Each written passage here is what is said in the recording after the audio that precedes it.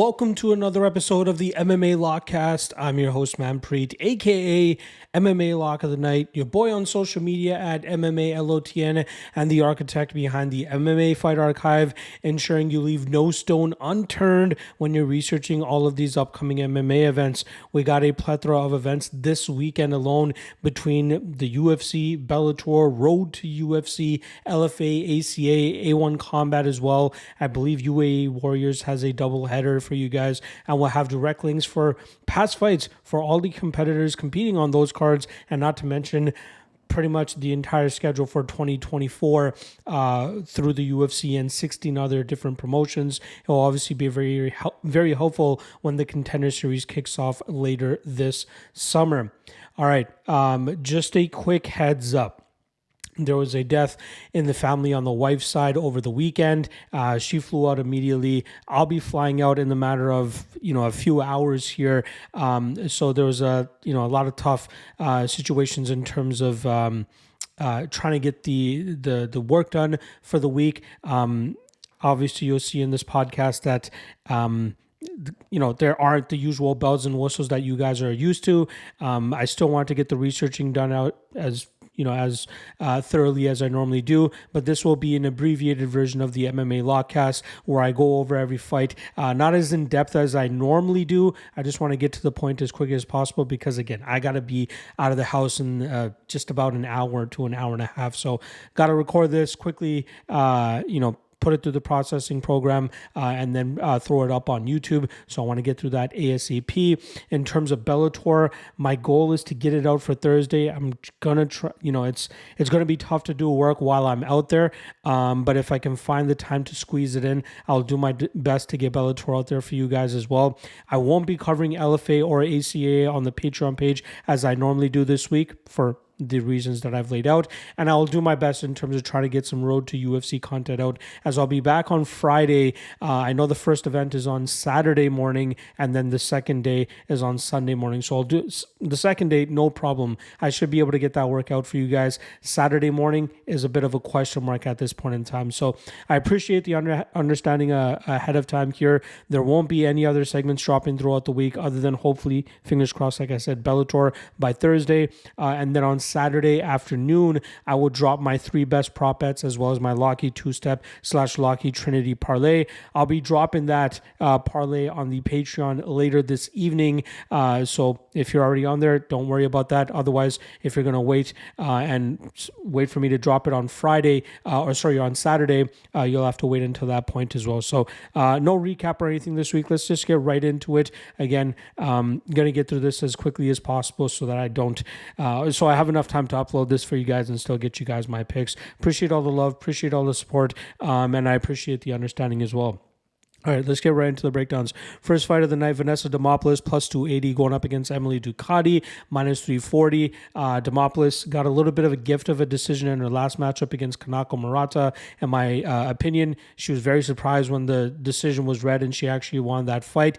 She tried justifying it by saying that, she cut her up off of her back, but the cut that actually occurred on Murata came from a inadvertent headbutt during a wrestling or a takedown attempt. So, she was active off her back. I'll give her that. She did enough to clearly sway the judges in the first 2 rounds of that matchup. But I thought Murata deserved to win the second and third round, as she did manage to accrue good top time, but also land some good ground and pound. Maybe not as voluminous as what Demopoulos was doing off her back, but you have to put in conjunction the top control and the damage that Murata was landing. Regardless, Demopoulos clearly very active off of her back. Striking game, she likes to throw some kicks. She's not the most technical with her punches, and I think that's where she's going to end up coming up short here against Emily Ducote, who managed to snap her 2-fight losing streak last time around as she went out there and outboxed the taller and lankier Ashley Yoder. Ducote is a very solid all-around fighter. She has a bit of a wrestling background, but mostly has really gotten comfortable with her striking style. She throws great leg kicks, throws great calf kicks, as we saw in the Jessica Penne fight, and she throws clean, crisp combinations. I know the line is a little bit wide here, but I expect her to use her wrestling defensively, keep this fight upright, and go out there and outbox and outstrike Vanessa Demopoulos on the feet, and I expect Emily Ducote to win this fight on the scorecards. Next up, we got Alatengheili coming in at plus 130, going up against Clayton Rodrigues, who comes in at minus 150. Now, Alatengheili is coming off is normally from a wrestling background, but has really gotten into his striking style. And unfortunately for him, he tried to utilize it against a superior striker last time around in Chris Gutierrez, who was able to chop his wheels away in the first 2 rounds. And even though Alateng finally got to his wrestling in the 3rd round, it was too little too late for him at that point in time. He showed some solid striking prior to the Chris Gutierrez fight, so I think he was just a little bit overconfident in his striking game that ultimately led to him losing that last fight. His opponent this weekend, Clayton Rodrigues, is a former flyweight who struggled to make the weight over his last 2 matchups or previous 2 fights to his last appearance, where he was forced to go up to 135 pounds in September, take on Farid Basharat, and he had some decent success with his striking early until he was eventually taken down by Basharat, and Basharat eventually smashed through his guard, got to the full mount, and eventually got that submission there. I think Clayton, will take a little bit of adjusting to get comfortable at 135 pounds. He's not super small for the division, but he still needs to adjust his weight so that he can be comfortable there and compete with these guys physically as well. He's a nasty striker. I expect him to have the striking advantage here. He's a BJJ black belt as well, which could help him on the mat against a guy like Alatengheili, who may not be as smooth with his jiu-jitsu as Farid Basharat was last time around, but if he leans on his wrestling, he could get some solid control time from that top position. However, I think we'll see Rodrigues utilize his superior striking, threaten enough off of his back, but mainly do his best work in the striking realm, and then from there he should be able to box up Alatengheili and win this fight on the scorecards. It seems like there is some line movement, as there is some love coming in on the Mongolian fighter, so if you want to just sit back and wait for that Rodrigues line to continue to drop, you might be able to get a better line later on this week. Next up, Piera Rodrigues coming in at minus 195, going up against the returning Ariane Carnelossi, who comes in at plus 170. Now, starting off on the Piera Rodrigues side, I thought she was going to showcase a little bit better defensive grappling last time around against Jillian Robertson. That was not the case. Robertson pretty much had her way on the mat with her, and I believe she ended up getting that 2nd round finish. Rodrigues has some decent striking. She has some good pop on her shots, but she's, like I said, she was previously showing improvements in her wrestling game where she was able to get opponents to the ground and grind them out from that top position.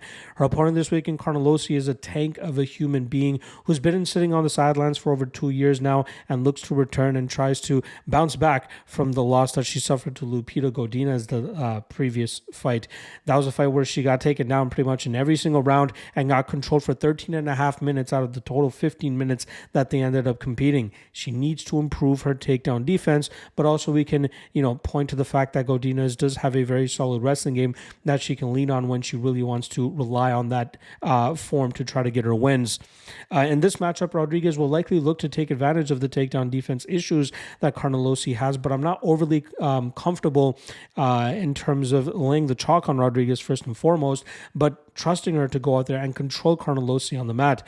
It's obvious Carnelossi is going to go out there and try to improve her get-ups or at least improve her takedown defense enough, and I don't think that Rodrigues could be effective with the wrestling long enough to have prolonged periods of success controlling Carnelossi on the mat. On the striking realm, I think Carnelossi will be able to dictate the pace in terms of the power and explosiveness that she brings to the table here. I don't mind a small shot on Carnelossi as the underdog in this. Just the only things that give me some pause is if she really hasn't improved her defensive grappling, things could look pretty lopsided. And then secondly, the long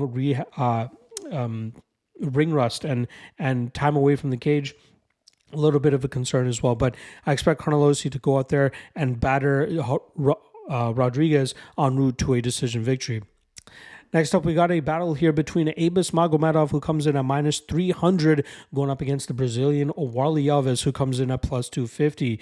Now, we'll start off on the Magomedov side, who ended up losing his last fight. Now that's a 2-fight losing streak that he's on. He was stopping the takedowns of Caio Bahayo, but he was ultimately getting outstruck, especially in the 2nd and 3rd rounds. The 3rd round, I believe, he got dropped and then controlled for the rest of the round. But he's very dangerous early. We know that obviously from his UFC debut where he got a 19-second knockout over Dustin Stoltzfus, but we see that he does manage to slow down later on in matchups, which causes him to start to fall behind his opponents, especially if he's unable to get them him out of there early. Warlley Alves kind of suffers from the same thing as well, but his veterancy and experience has allowed him to be a little bit more competitive in deeper waters. That was on display in his matchup against Nicholas Dalby in a fight where all three judges scored that third round for him, but unfortunately two other judges scored the first two rounds for Dalby, and he ended up losing that fight on the scorecards. Alves is a nasty kicker, and that was fully on display when he chopped away at Munir Lazez, his body specifically, and eventually got him out of there halfway through that first round. This is going to be a battle from the jump, and Magomedov might have some more tools early in this matchup with the variety of strikes that he normally throws, but I don't think that Alves is a guy that we can quickly overlook, especially considering the loss that he took last time around to Ikram Aliaskarov. It's possible he could get chinned in the spot, but if he doesn't, this fight will play out way closer than the minus 300 on Magomedov indicates, which is why I think that Alves is definitely worth a shot at plus 250. I'm going to lean with Alves here, and I think that he'll provide enough resistance to Magomedov to cause Magomedov to slow down, and that could open up some finishing opportunities for Alves in the second or third round by knockout or even by submission, taking the inside the distances, or at least sprinkling a little bit of that on top of the money line that you're already getting on Alves. Not a bad spot. Next up, we got Tamiris Vidal coming in at plus 250, going up against Melissa Gatto, who comes in at minus 300. Vidal last time around suffered her first professional, or sorry, not her first, sorry. She's lost a couple times in the past, but she lost her first UFC fight to Montserrat Rendon in a fight where she came in as a very big favorite. That was a matchup where she was getting outgrinded by Rendon, as Rendon did a great job in terms of putting her in the clinch, dragging her to the ground, and then just wearing on her. It was clear Vidal was starting to slow down because she was throwing everything into her strike. And that's where a striking approach normally includes, is just reckless, wide-winging hooks looking to hurt her opponents or put them away. If she feels like she has a grappling edge over her opponents, she'll look to take them to the ground and grind them out from that top position, but that's going to be hard to do with where her skill set is, especially fighting better women now in the UFC. And now she's fighting the toughest opponent she's ever had to date, which is why I think the minus 300 on Melissa Gatto is more than worthy here, as I think that she should be closer to minus 400, maybe even minus 500. She'll provide a ton of resistance, and as long as she doesn't get chinned, which is possible with how reckless Vidal throws, I do expect Gatto to really put the pressure on Vidal in this spot, maybe use the clinch, eventually take her to the ground, and I think that will eventually open up his finishing opportunity for Melissa Gatto. So give me Gatto. I don't mind the chalk at all, and I'll definitely be sprinkling some of the inside the distance line here too, as I think that Vidal will leave plenty of openings for Gatto to eventually take her out. So give me Gatto and Gatto inside the distance. All right, next up we got Omar C going up against Tokkos. Tuco jumping in on super short notice here, as Antonio Turcali, I believe his name was, ended up having to pull out on fight week. Tokkos finally gets the call to the UFC after it seems like he's been, touted on the regional scene, even though he went 0-2 in Bellator.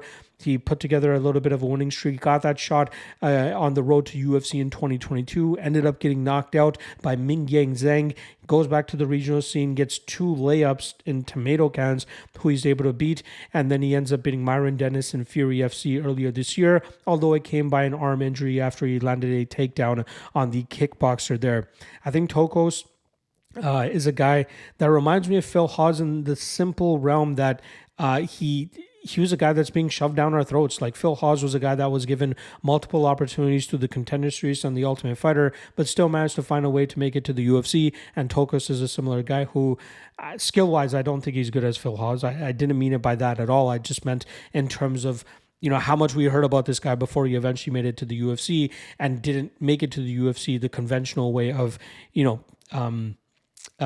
going through the Ultimate Fighter or the Contender Series. He's just taking the short notice opportunity. He's a BJJ black belt. Doesn't really do well when he goes to strike, which is why he's been getting knocked out. And I'm not overly impressed with his wrestling either. He does have a good stable of crew over there at Killcliff FC. He's one of the closest friends to Brendan Allen, which is why you often see them in each other's corners. Again, I feel like he's going to be one of those guys that ends up quickly fizzling out in the UFC maybe gets 2 or 3 shots considering he's taken this short notice spot, but still not a lot of confidence in him here. He's going up against a UFC debutant in the French fighter Umar C, who looks to have some solid chops. He's a BJJ blue belt, but often utilizes his wrestling approach here to take opponents to the ground and grind them out and then eventually find submissions or just go the full 15 minutes. He seems to have a good enough gas tank to do it over the course of 15 minutes, which is very encouraging. But I feel like in this matchup, he might rely on his grappling defensively and look to put power punches on Tokkos to eventually break him and potentially even knock him out.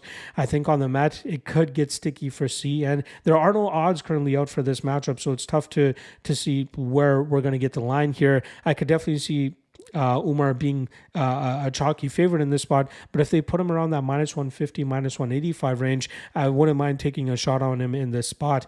Tokkos is a guy that's come up short against guys that are of any substance or can provide any resistance, and I think that C will showcase that once again here. So give me C. I think he could either grind this out or eventually find that finish from that top position, but for the sake of this podcast, I'm going to take C and C by decision. Next up, we got Victor Martinez coming in at plus 385, going up against Tom Nolan, who comes in at minus 500.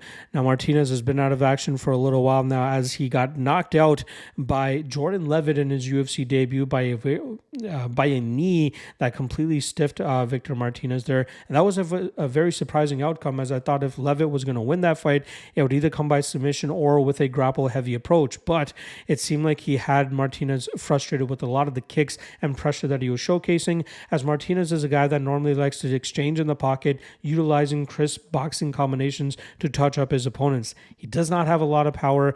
He has some decent defensive takedown chops. Does a good job in terms of working back to his feet. Was taken down on the regional scene a good chunk, but continues to work back to his feet and then get back to his striking approach. Unfortunately for him, he's going up against a very tall and lanky Tom Nolan, who suffered his first professional defeat last time around against Nicholas Mota, who was able to exchange with him in the pocket and eventually found that big shot to put him away. Tom Nolan started off hot, landing some big body kicks and kicks to the leg, but Mota pretty much responded immediately by throwing his own kicks in return and then started throwing hands behind it, which eventually caught Nolan off guard and knocked him out there.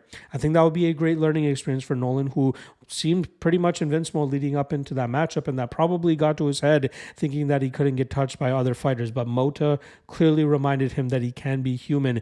So I expect Nolan to go out there and showcase a little bit of a more disciplined approach here against Martinez, and I expect him to take a kick-heavy approach as he was trying to do against Nicholas Mota.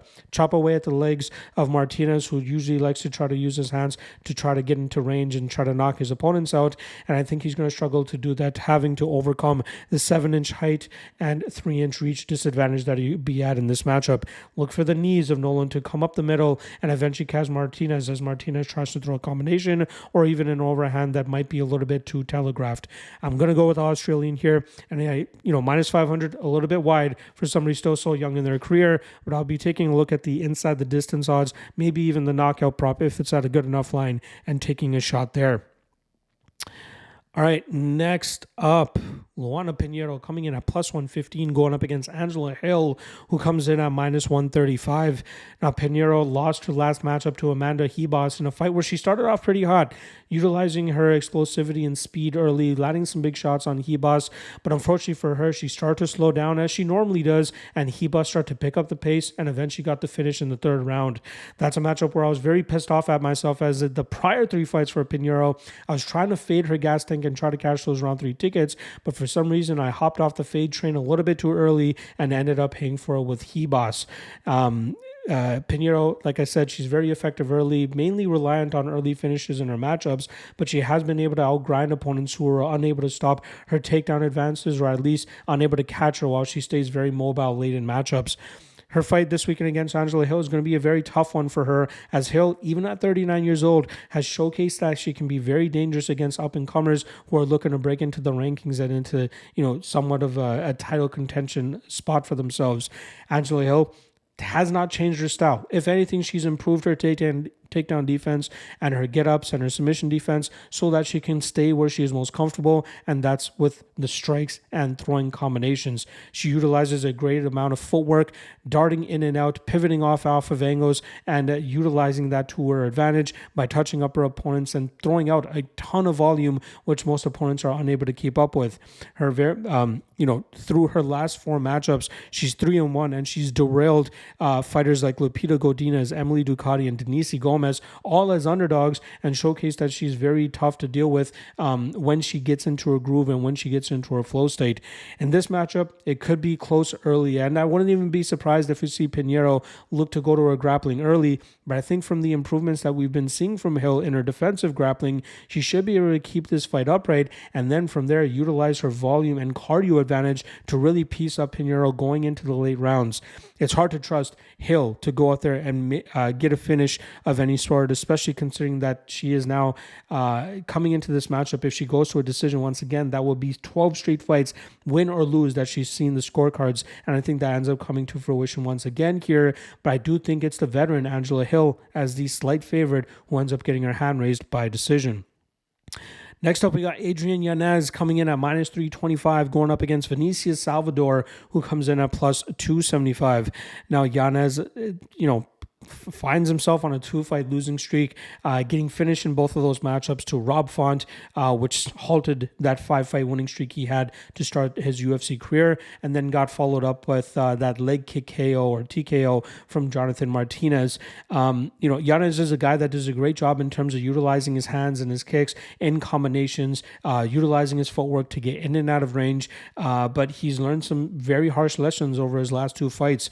I don't think that this will derail him for eventually cracking that top 10 of the division, as I think he has the skill set and eagerness to learn and get better, which will benefit him moving forward.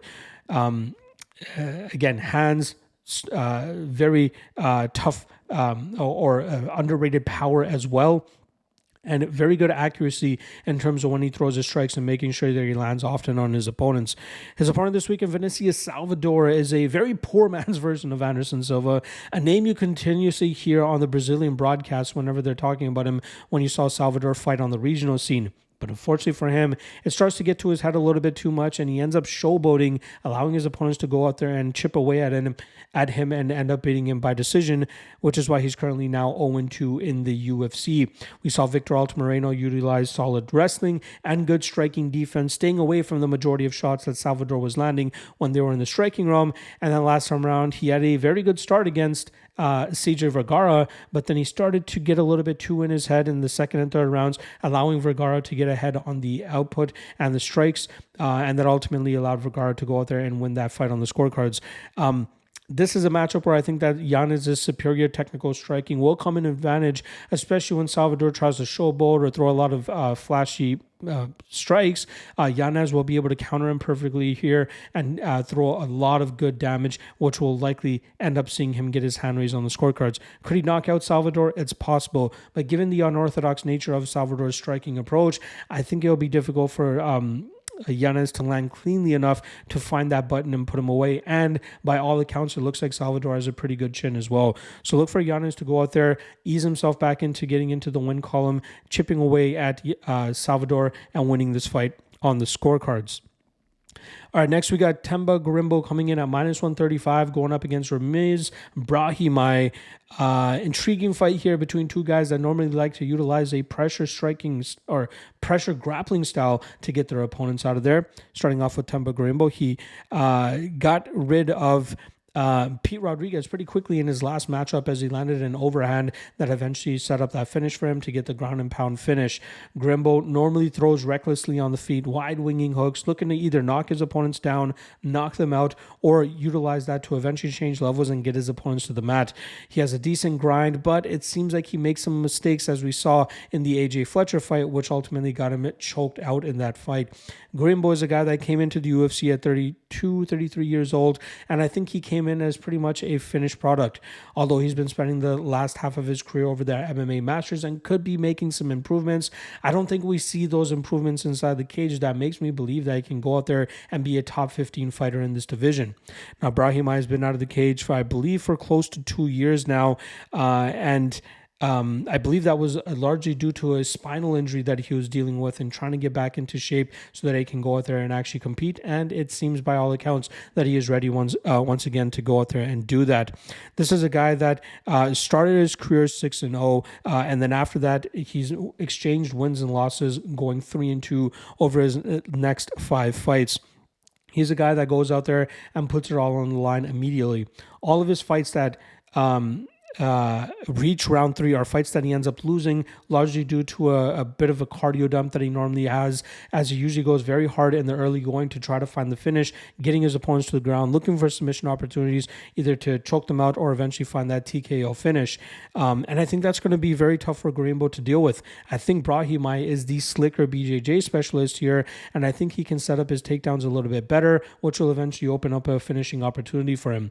I don't like backing guys that normally have a bit of a cardio issue, but seeing all the holes that we see in Gorimbo's game, I think Brahimaj is definitely worth a little bit of a shot in this spot.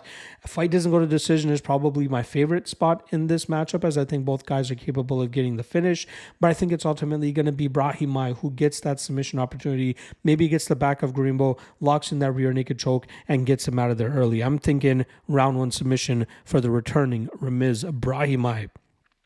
All right, next up, we got Chaos Williams coming in at -120, going up against Carlston Harris, who comes in at +105. Now, it's been over a year since we've seen Chaos Williams in action, and last time we saw him, he ended up picking up a split decision victory over Rolando Bedoya in a matchup where he came in as a big favorite, but Bedoya showcased that he deserved to be in the UFC as he landed some decent shots of his own and made it harder for Chaos Williams, more so than he was expecting. Chaos landed some big shots on Bedoya showcasing that he had some great durability and a nasty chin, which allowed Chaos to land more strikes on him, but not able to get him out of there. Chaos came into the UFC as a reckless striker who was normally going out there and head-hunting his opponents, looking to put them away, but the experience that he has accrued has taught him that he needs to harness that power a little bit better over the course of 15 minutes if he wants to be successful at this stage. And I think he's done that. I don't know if he'll be a guy that ever finds himself in a title fight, but he'll definitely be a guy that's going to be a tough out for a lot of his opponents. His takedown defense has largely improved. He's a guy that just bites down on his mouthpiece, throws hard combinations, and tries to knock his opponents out, but is learning to manage his gas tank to go into round 3 if that's what he needs to do. Carlston Harris managed to snatch a victory from the jaws of defeat last time around, as he got controlled by Jeremiah Wells for the first 2 rounds, and then as Wells slows down, just as he always does, Carlston Harris was able to latch onto a choke that put Jeremiah Wells out cold. Harris is a nasty choke specialist and a guy that uses gangly strength to really push opponents up against the cage, utilize the body lock, taking them to the ground, where he ends up trying to utilize his strength and his BJJ advantage to try to get them out of there. This is going to be a tough fight for him to try to deal with the physicality of Chaos Williams and try to get this fight to the ground, which will cause him to go out there and use his reckless striking, and I think that would be a bad idea for him to go up against a crisper striker like Williams, as Williams should be able to find some big shots and hurt Harris as well. There is an opportunity for Williams to find a knockout in this spot, but I think that we'll see a lot of clinching from Harris. I think we'll see him try to slow this fight down, but I think the majority of damage that we'll see, at least the effective damage, will come from the Chaos Williams side, which is why I don't mind him around that -120 line in this fight. So give me Williams, and Williams by decision. And that brings us to our main event. Edson Barboza coming in at +120, going up against the first-time main eventer, Lerone Murphy, who comes in at -140. Now, last time around, Edson Barboza had a very rough first round where Yusuf emptied the gas tank after he hurt Barboza, thinking that he can get him out of there. Unfortunately for him, he emptied his gas tank too much, and Barboza was able to bounce back in the 2nd through 5th rounds, where he was able to really put together a solid body of work, hurting Yusuf himself a few times there and winning that fight on the scorecards. He's 38, I believe, now at this stage of his career.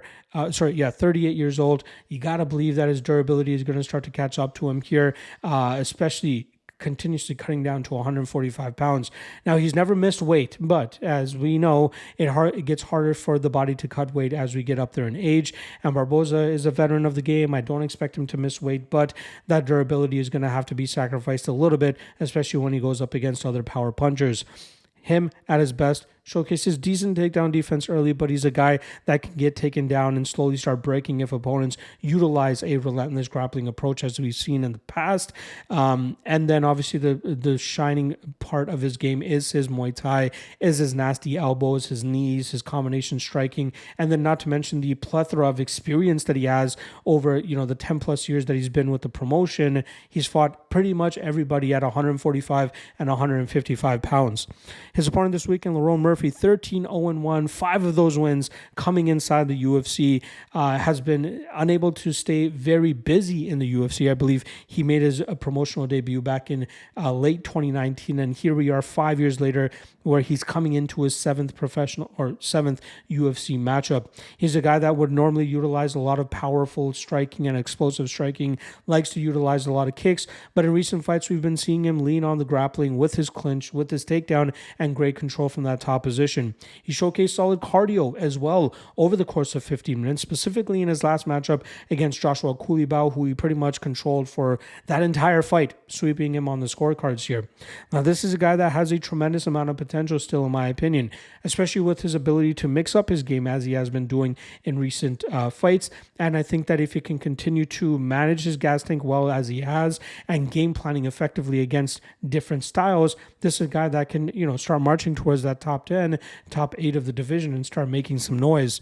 Now, in this matchup specifically with Edson Barboza, striking will be somewhat even. Maybe you can give a slight edge to the Barboza side, but I think that Murphy will be able to mix this fight up enough to cause Barboza some issues. That could be with, landing some big strikes of his own, staying consistent with his kicks, but most importantly, getting that clinch and that grappling game going. It's going to be tough to trust him to do that over the course of 25 minutes, as this will be his first 25-minute fight at the UFC level. And again, against a guy in Edson Barboza who, he builds upon his confidence if he's able to, get into his groove, get into his flow state, shuck off takedowns well enough that it causes his opponents to slow down. That could be a big concerning thing here for the Lerone Murphy side, who's still trying to build experience against legitimate competition. But I do think that Murphy has the chops to go out there and make this a very long and difficult night for Edson Barboza. So I'm going to lean on the Murphy side. I think that we see him grind out Barboza here. I think he makes it, slows it down, puts Barboza into uncomfortable positions, keeps him there, lands some big elbows. I'm going to lean with the up-and-comer here in Lerone Murphy to end up getting his hand raised by decision. All right, there's a wrap on the breakdowns there. How long was that? Roughly about half an hour for you guys. Normally, we go about an hour, just over an hour or so. So I tried to tighten this up a little bit just to take advantage of the time that I currently have. I think I only have an hour now until I have to get to the airport. So I'm going to bundle this up for you guys real quick, drop it for you guys. And remember, there won't be any other content up until at least Saturday.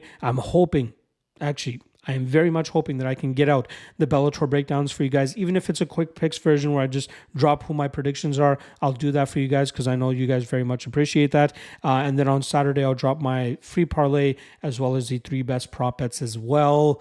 Appreciate the understanding, appreciate the love, appreciate the support. Drop a like, drop a subscribe, drop a comment, and I'll see you guys on hopefully Thursday. Otherwise, I'll see you guys on Saturday. Good luck on all your action this week, folks. See you then. Peace.